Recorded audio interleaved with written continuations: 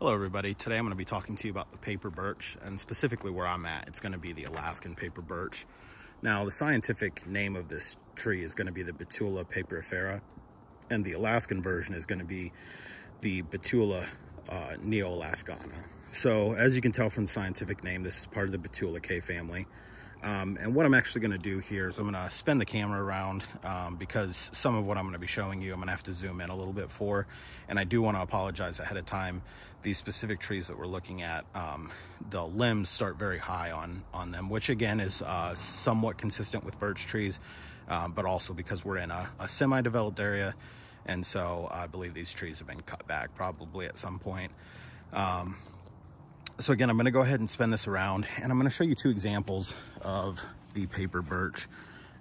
This first one that we're looking at, this is your nice, solid, straight, singular trunk. And then this one over here has your split trunk. And both of those can be pretty characteristic of birch trees. Typically, not always, but typically if a tree has a split trunk like that, it's due to foraging from animals when the tree was younger. So this split tree could have very well been foraged on by a moose or some other type of animal when the tree was much smaller, whereas this one obviously likely was not. Now, when you start looking at these paper birches, one of the easiest identifications or ways to see it is this papery type of bark that it has. Now you can see somewhat on this one, the bark when the tree is younger is going to be this reddish brown kind of color, but as the tree matures, it will become this very creamy white color. And that's one of the easiest ways to identify a paper birch, is by the bark, because of this stark creamy white color, which often stands out in a mixed forest such as this.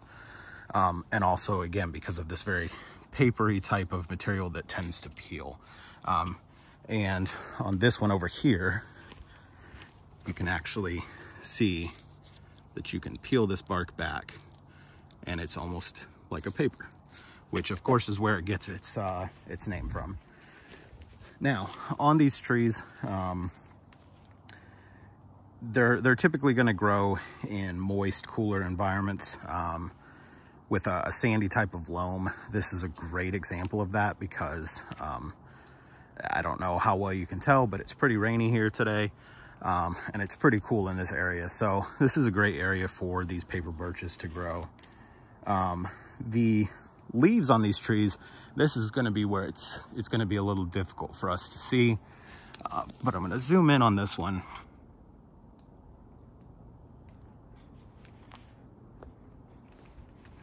And you can see it's a pretty simple leaf. They have kind of a rounded shape with a pointed end. The Alaskan paper birch has a little bit more of a serration to the edge than a regular paper birch, but regular paper birches will have that aspect as well. These are a pretty simple leaf. The buds that would be along those branches that those leaves are on, and again, it's going to be hard to see, but you can kind of see it there.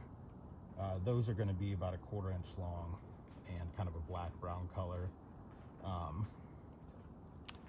Now, as far as the fruiting or flowering on these, there are none currently on these trees that we're looking at, but they would be kind of a catskin flower, cone-like, cylindrical, and about 1.5 inches long.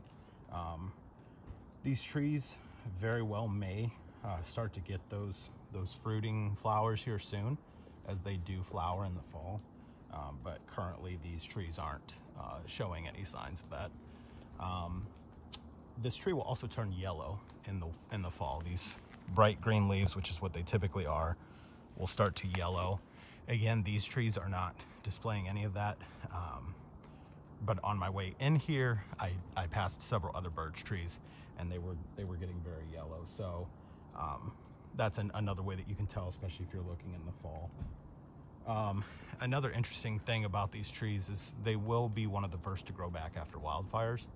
So if you're in an area that's been hit by a wildfire and paper birches are common, a lot of times you'll see those as one of the first trees to kind of return to that area. So again, yeah, that's a little bit about the Alaskan paper birch, or just the paper birch in general.